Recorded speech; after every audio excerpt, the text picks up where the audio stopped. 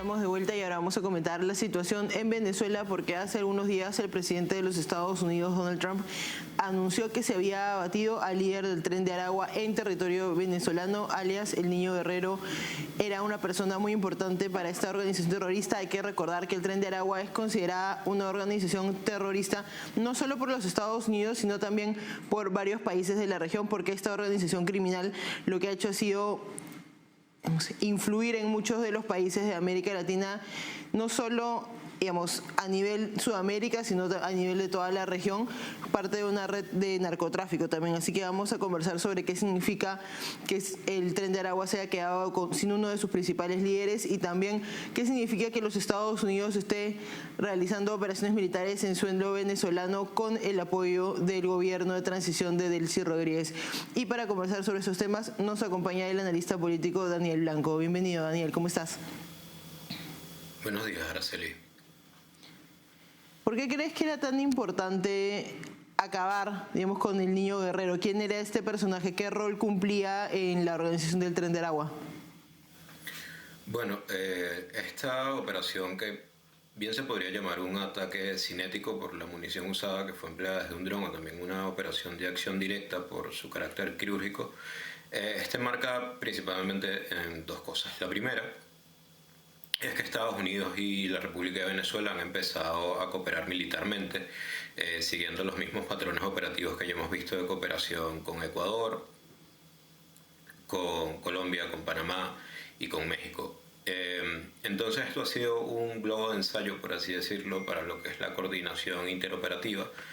Recordemos que en esta operación no solo participaron las Fuerzas Armadas y la comunidad de inteligencia de Estados Unidos, proporcionando lo que sería adquisición de objetivos y finalmente el effect delivery, que fue la munición que fue empleada desde el dron, sino que también a su misma vez participaron las Fuerzas Armadas de Venezuela, los organismos de seguridad del Estado y también oficiales de los cuerpos de inteligencia. Entonces ha sido un primer globo de ensayo sobre cómo está funcionando esta cooperación internacional entre dos países que hasta hace un par de meses podrían considerarse como naciones adversarias y ahora son aliados militares. Y en segundo lugar tenemos que el Niño Guerrero y el Tren de Aragua son uno de los actores no estatales que tienen presencia permanente en el arco minero del Orinoco, y precisamente esa presencia crea una amenaza creíble para el ecosistema de inversores que quiere venir tanto de la Unión Europea como de los Estados Unidos a explotar minerales críticos o tierras raras en las áreas de Bolívar y Amazonas. La precisión que haces me parece importante con respecto a que no solo es una operación de Estados Unidos en suelo venezolano, sino que además hay presencia de las fuerzas venezolanas. ¿Cómo analizas tú a partir de este evento la relación que hay entre la administración Trump y el gobierno de transición de Delcy Rodríguez? Porque se ha especulado mucho alrededor de que Trump está haciendo, digamos, lo que puede unilateralmente y que no hay tanta coordinación. Yo considero lo contrario. Creo que el nivel de coordinación es bastante alto porque lo estamos viendo a nivel interoperativo. A nivel operativo ya existía algún tipo de coordinación, especialmente en Caracas, donde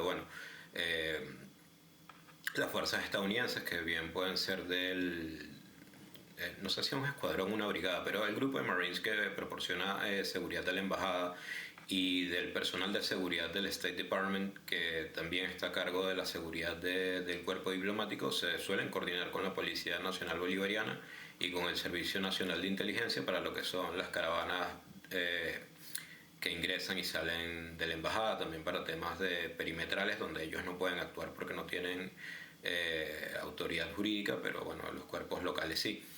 Ya habíamos visto indicios de cooperación, pero operativa, básicamente, como muy pequeños, cooperación a nivel táctica, donde, necesito un par de motos, una camioneta que cierren ciertos accesos o hagan algún tipo de reconocimiento previo a que lleguemos nosotros. Esto ya está ocurriendo, pero es una coordinación muy básica. Sin embargo, con la operación en Bolívar estamos viendo lo que se le llama coordinación interoperativa, que ya no es solo de un cuerpo a otro, sino que participan diferentes ramas, diferentes disciplinas y diferentes actores, por poner un ejemplo.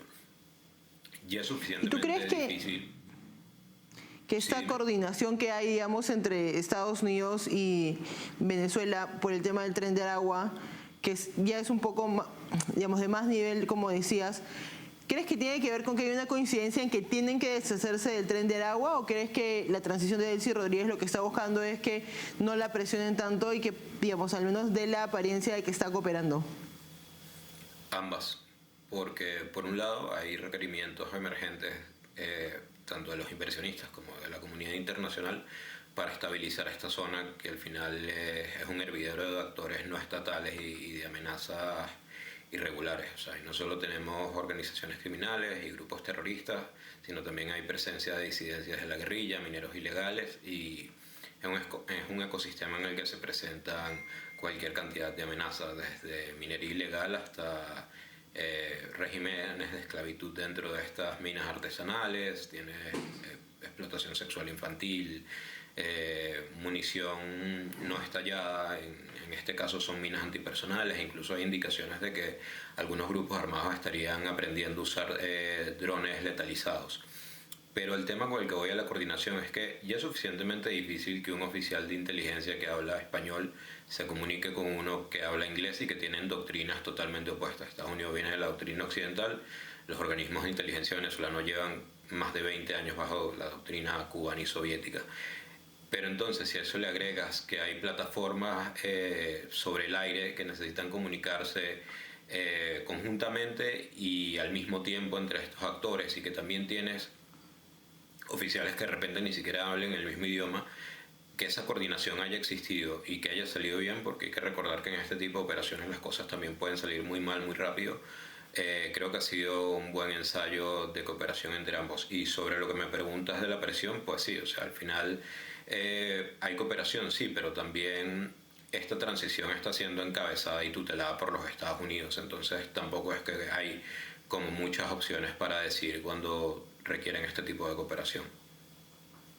No, y además porque además del tema del narcotráfico que tiene el Tren de Aragua, el tema de su vinculación con las economías ilegales es bien interesante, porque precisamente en la región que mencionabas, claro, es la minería ilegal, digamos, es la actividad central, y además era usada por el régimen chavista para poder conseguir más recursos. Quería preguntarte, digamos, se entiende que el Niño Guerrero era el líder del Tren de Aragua. ¿Qué tanto crees que va a golpear a la organización criminal esta baja?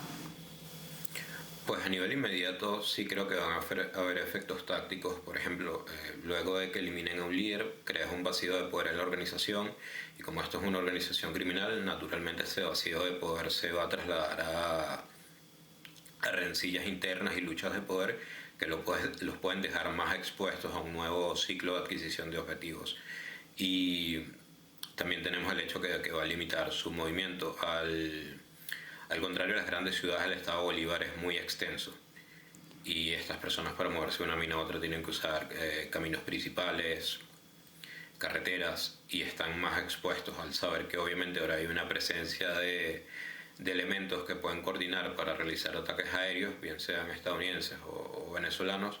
Es probable que limiten mucho su operatividad, entonces tal vez ya no estén más presentes en las minas, o van a tratar de irse de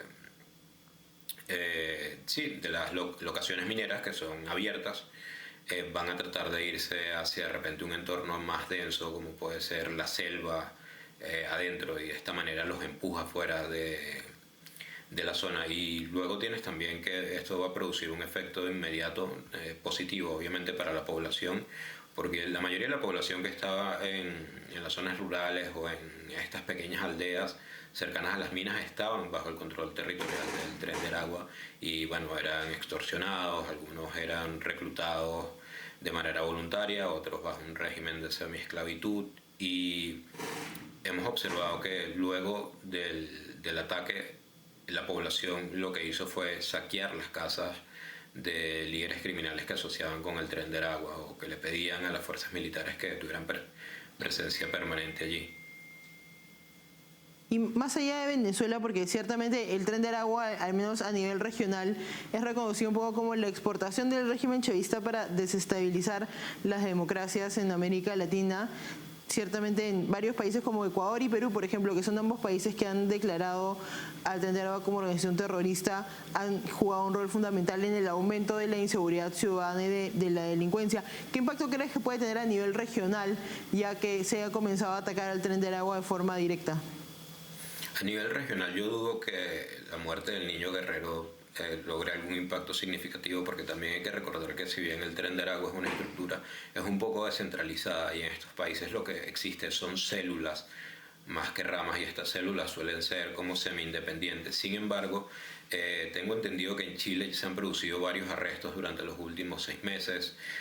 Sé que hace una semana detuvieron uno de los operadores económicos, a un lavador de dinero principal del Tren de Aragua en Brasil. Tengo entendido que en Colombia también se están desarticulando varias células más pequeñas, pero igual esto sigue siendo el poder operativo que le sustraes al grupo.